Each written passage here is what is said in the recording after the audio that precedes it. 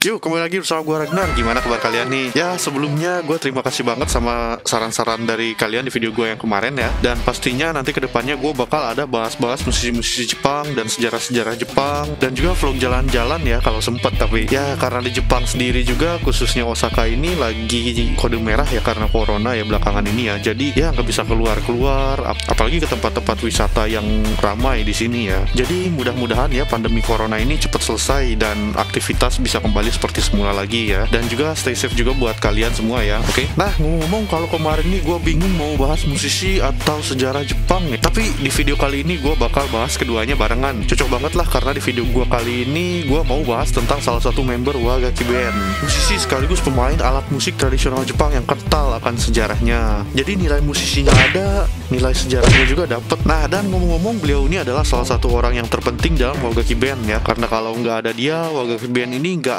akan jadi band yang bergenre ya Wagaki Band. Alat musik tradisional yang ngerok gitulah ceritanya ya. Nah, siapa lagi kalau bukan Daisuke Kaminaga. Ya, walaupun mungkin dari kalian Daisuke ini member Wagaki yang nggak terlalu penting kelihatannya ya, yang cuman om-om botak main suling gitu. Di situ Anda salah besar. Karena peran Daisuke ini sebenarnya amat sangat penting, bahkan dialah salah satu orang pencetus lahirnya Wagaki Band. Yang sebelumnya Wagaki Band ini adalah grup musik yang bernama Hanafugetsu. Hingga sekarang Wagaki Band ini menjadi salah satu band yang tersukses dan karirnya juga sangat baik di kancah internasional ya. Seperti belakangan ini kolaborasinya dengan Emily dari Evanescence, dan udah jelas lah Wagaki Band ini emang musisi kelas internasional ya. Setuju nggak? Nah, nggak cuman itu aja, karir pribadi Daisuke Kaminaga juga sangat bagus di Jepang ini loh. Yang dimana dia sendiri ini juga pernah berkolaborasi dengan musisi-musisi Jepang papan atas lainnya. Jadi mau tahu kan kisah tentang si pemain shakuhachi dari Wagaki Band ini, yaitu Daisuke Kaminaga? Tonton sampai selesai. Dan sebelum gue mulai video ini, buat kalian yang cuma nonton doang tapi suka sama musisi yang satu ini, ayo bantu subscribe sebanyak-banyaknya ya. Yang sebentar lagi channel ini bakal menuju ke titik 500 subscriber. Jadi share juga video ini ke teman-teman kalian supaya teman-teman kalian juga mendapatkan informasi terbaru seputar idola kalian yang satu ini. Dan terima kasih juga buat kalian yang udah subscribe dan juga support terus channel ini sampai sekarang. Oke, thank you bro and sis. Nah, jadi tanpa basa-basi langsung aja kita ke pembahasan kali ini, yaitu Daisuke Kaminaga dari Wagaki Band. Nah, lalu di video sebelumnya gue udah pernah bahas tentang Yuko Susuhana, Benny Ninagawa dari Wagaki Band ya. Terus yang lainnya juga nanti menyusul ya.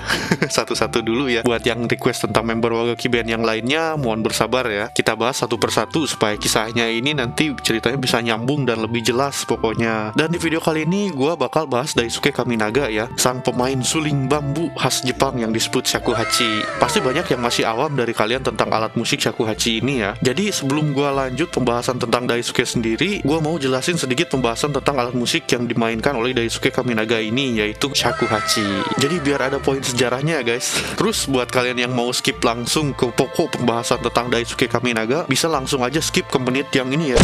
Nah, jadi langsung aja kita mulai pembahasan tentang shakuhachi terlebih dahulu. Nah, jadi alat musik shakuhachi ini awalnya diperkenalkan dari Tiongkok ke Jepang pada abad ke-7. Dan shakuhachi ini menjadi sangat viral di Jepang pada zaman Edo, yaitu sekitar tahun 1700 sampai tahun 1800-an. Nah, dan konon katanya shakuhachi yang paling tertua di Jepang sampai sekarang ini masih ada di kuil yang bernama Chōshō-in di Nara. Nah, dan ngomong-ngomong, buat kalian yang pengen request gue bikin vlog jalan-jalan di Jepang, kalau video ini mencapai 50 like dan 50 komentar, gue bakal bikin vlog ke tempat itu ya. Pokoknya ayo like dan komen sebanyak-banyaknya. Nah, lalu seiring berjalannya zaman, orang-orang Jepang juga mengubah bentuk shakuhachi yang original dari Tiongkok menjadi bentuk shakuhachi yang umum dimainkan sekarang. Dan shakuhachi yang mengalami evolusi di Jepang juga memiliki suara yang sangat unik banget deh. Contohnya bisa kalian lihat seperti di video yang berikut ini.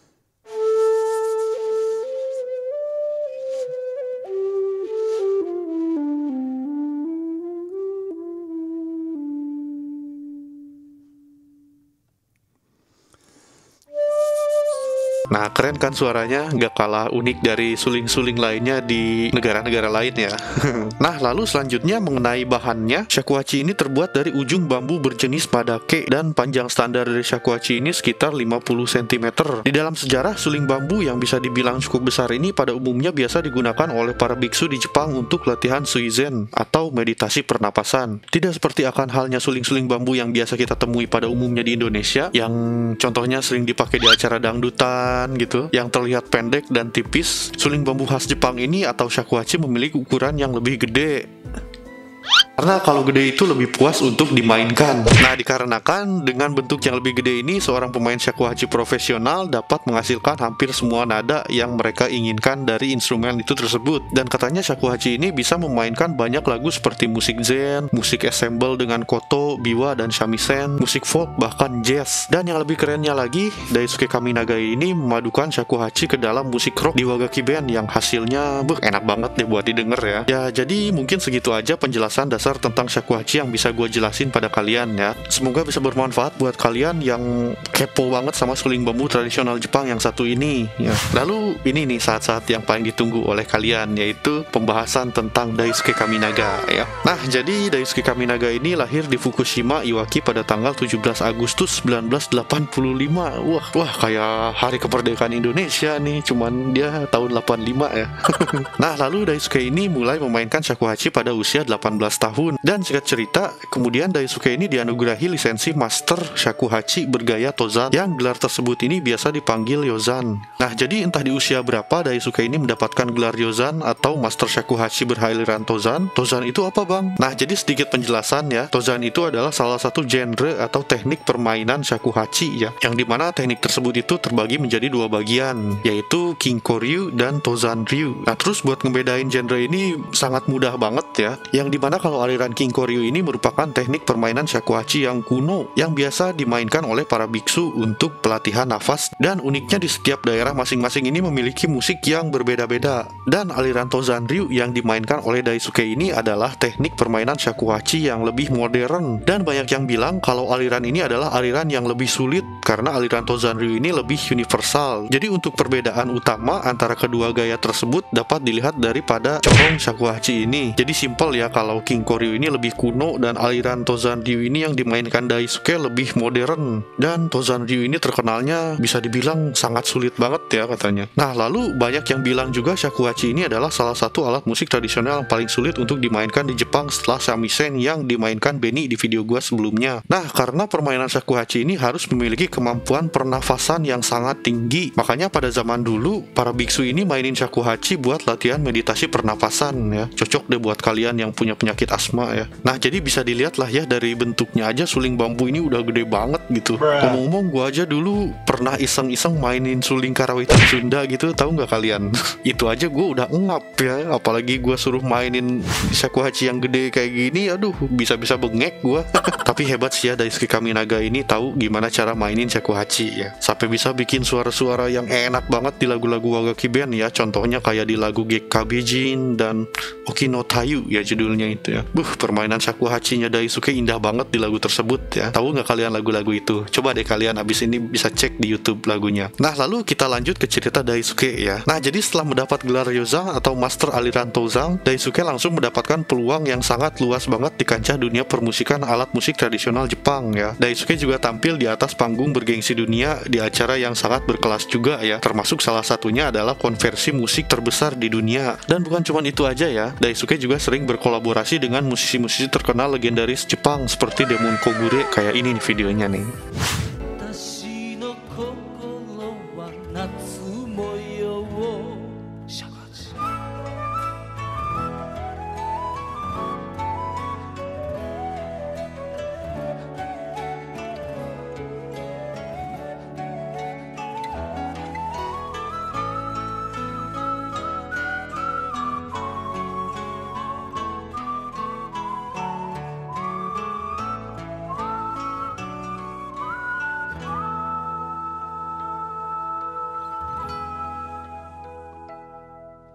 目が覚めて Nah, lalu next faktanya ya, Daisuke Kaminaga ini sebelum masuk Hanafugetsu maupun Wagaki Band juga, dia ini udah terkenal banget sebelumnya ya. Dan juga di lain itu semua, Daisuke juga adalah seorang guru shakuhachi di sekolah miliknya sendiri di Tokyo. Dan Daisuke juga mengajar di beberapa perguruan tinggi dan universitas-universitas besar lainnya di Jepang, yang dimana usianya ini masih terbilang masih cukup muda ya, udah jadi guru besar shakuhachi gitu, keren ya. Nah, ia juga selalu mengedukasi muridnya untuk melestarikan alat musik tua seperti shakuhachi ini. Jadi setelah melalui jam terbang yang cukup banyak ya, singkat cerita, pada tahun 2011 Daisuke Kaminaga ini dipertemukan oleh Kiyoshi Ibukuro, seorang pemain koto, dan Yuko Suzuhana yang sebelumnya penyanyi shigin yang sangat terkenal juga sebelumnya. Lalu mereka bertiga pada awalnya dipertemukan untuk rekaman akustik musik Jepang tradisional untuk mengisi salah satu theme song di Jepang. Lalu setelah sukses dipertemukan di acara rekaman tersebut, mereka bertiga kembali ke kesibukannya masing-masing, dan sebelumnya juga nggak ada sama sekali untuk nyiptain band barengan pada waktu itu, pada waktu pertama kalinya ini ya. Tapi ada sedikit cerita ya, dimana setelah rekaman itu tersebut, yang dimana Daisuke ini pernah meminta tolong kepada Kiyoshi, sang pemain koto ya, untuk menemaninya latihan untuk project Daisuke ke depannya. Dan tentunya Kiyoshi ini disuruh mainin koto atau kecapi Jepang di latihan projectnya Daisuke tersebut. Jadi kan kalau Daisuke ini tampil solo shakuhachi di berbagai acara pasti ditemanin alat musik Jepang tradisional lainnya ya, kayak koto, shamisen, wadaiko, dan lain-lainnya. Pokoknya orkestra gitulah. Jadi kebenaran nih si Kiyoshi ini bisa dijadiin teman latihannya si Daisuke tampil ke depannya. Tapi garis besarnya di sana, peran Kiyoshi ini cuma teman latihannya doang si Daisuke. Karena di lain cerita, gak mungkin juga mereka ini untuk berkolaborasi di satu panggung, yang dimana Kiyoshi juga punya panggung tersendiri dan kesibukan tersendiri pada waktu itu. Karena kalian yang main-main orkestra pasti tahu lah ya, kalau grup orkestra A ini gak bisa ngajak atau narik player lain sembarangan dari grup orkestra B, kecuali produser kalian aja yang mau narik gitu. Jadi gimana ya biar lebih gampang enak ngejelasinnya itu. Jadi kayak gini nih, kayak istilahnya sistem transfer dalam permainan bola lah ya. Istilahnya di lapangan bola lagi kejuaraan nih ya, terus Cristiano Ronaldo bisa satu tim sama Messi, padahal kan mereka ini dari grup yang berbeda, dan gak mungkin aja gitu kalau satu tim, kecuali pemilik grupnya ini mau bayar buat transfer Messi ke grupnya si Cristiano Ronaldo gitu, supaya duet itu bisa jadi satu gitulah ya penjelasannya ya. Mudah-mudahan kalian ngerti lah ya istilahnya yang saya ceritain ini ya. Jadi kita lanjut aja. Lalu Kiyoshi pun menerima ajakan Daisuke untuk latihan ya, latihan aja ya, gak sampai manggung-manggung ya. Dan akhirnya lama-kelamaan Daisuke dan Kiyoshi ini berteman baik, dan keduanya juga memiliki visi ke depannya pengen main satu panggung sama-sama. Dan visi mereka ini untuk satu-satunya jalan buat nyatuin mereka cuman dengan bikin band atau grup musik lah ya, orkestra sendiri gitu, yang gak ada sangkut pautnya sama produser grup orkestra mereka masing-masing. Nah, jadi sampai sini kita bisa ketahui ya, jadi kalau si orang yang pertama kali sebenarnya yang menancapkan batu pertama pelopor Wagaki Band ini adalah Daisuke dan Kiyoshi, tapi mereka nggak berkonsep untuk ngerok ke depannya ya. Nah, lalu di tahun 2012 Daisuke, Kiyoshi, dan Yuko ini diberi kesempatan lagi untuk bertemu ya di sebuah proyek rekaman yang sama lagi ya. Lalu sambil silaturahmi nih, si Daisuke dan Kiyoshi ini iseng ngomongin visi mereka ke depannya di depan Yuko Suzuhana ya. Dan Yuko pun sangat tertarik pada visi Daisuke dan Kiyoshi tersebut, hingga akhirnya Daisuke pun mengajak Yuko, dan akhirnya hasil dari pertemuan kedua kalinya itu mereka membentuk grup musik yang diberi nama Hanafugetsu. Nah, kalau kalian nonton video gue yang satu ini pasti udah nyambung dan jelas ya timelinenya ya. Dan selanjutnya next. Nah, menurut kabar pada awal terbentuknya Hanafugetsu, grup itu tidak berjalan dengan lancar karena ego dan skill mereka masing-masing dalam pembagian musik selalu bentrok. Dan yang kita ketahui yang dimana dari grup orkestra A, Daisuke adalah main playernya, dan dari orkestra B, Kiyoshi ini adalah main playernya ya. Jadi ya gitu jadinya kalau disatuin jadinya bentrok, karena kedua orang ini skillnya cukup mumpuni, dan kalau disatuin dalam grup musik itu susah banget lah pokoknya dikelopinnya ya. Sama istilahnya kayak sepak bola tadi ya, jadi kalau misalnya Cristiano Ronaldo sama Messi itu satu tim pasti bentrok tuh.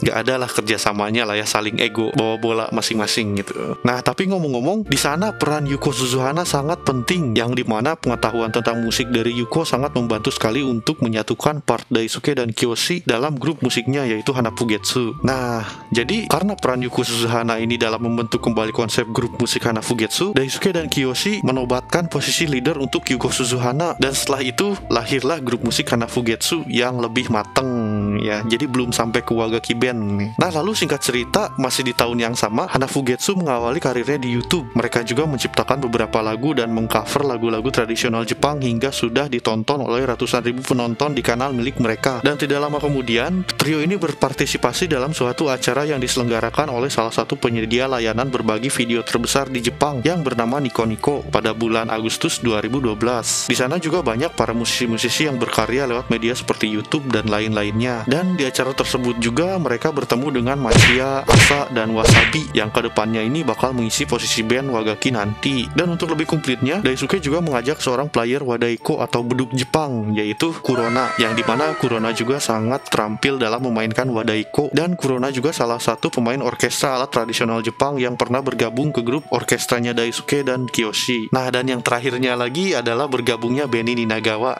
Aduh, cantik nih. Nah, jadi akhirnya lahirlah Wagaki Band yang udah benar-benar nyatu banget ya di tahun 2013 ya. Yang dimana kalau ngeliat sebelumnya Wagaki Band ini nggak akan lahir karena peran seorang Daisuke Kaminaga ya. Dan juga kalau Wagaki Band ini tanpa shakuhachi player kayak Daisuke Kaminaga ini pasti pincang banget. Genre Japanese tradisionalnya itu pasti kurang greget banget lah ya menurut gua. Pokoknya walaupun terlihat seperti om-om botak main suling, Daisuke Kaminaga ini adalah seorang pondasi besar di dalam grup band Wagaki ya. Nah, jadi pesan buat kalian dari video ini, yuk lestarikan alat musik tradisional seperti Daisuke Kaminaga ya, yang visinya ini ingin tetap melestarikan budaya negaranya lewat alat musik tradisional yang ia mainkan ya. Hebat deh pokoknya. Jadi buat kalian-kalian generasi muda juga, yuk jangan malu-malu untuk kembali mempelajari alat musik tradisional ya. Walaupun terlihat kuno, seorang pemain bisa membuat modern kembali alat musik tersebut dan gak kalah sama alat musik modern lainnya. Nah, jadi segitu aja ya penjelasan gua tentang sejarah alat musik tradisional shakuhachi dan musisi Jepang yang sangat piawai banget menggunakan shakuhachi dari Wagaki Band. Nah, jadi di lain kesempatan lain lagi gue bakal ngebahas seputar member Wagaki Band yang lainnya juga ya. Jadi ditunggu, oke? Pokoknya semoga kalian terhibur dan mendapatkan wawasan baru seputar sejarah alat musik tradisional Jepang dan salah satu musisi terpenting di Wagaki Band ini. Dan jangan lupa untuk share video ini ke teman-teman kalian nih, supaya teman-teman kalian juga mendapat wawasan baru tentang sejarah dan idola kalian yang satu ini. Jadi jangan lupa untuk like, komen, dan subscribe-nya ya, supaya channel ini lebih berkembang lagi ke depannya, oke? Terima kasih juga yang udah subscribe dan juga nonton video ini sampai selesai. Jadi segitu aja video gua kali ini. Jangan lupa ambil positifnya dari video ini dan tetap cinta tanah air, oke? Bersama gua Ragnar, sampai jumpa di video selanjutnya. Bye.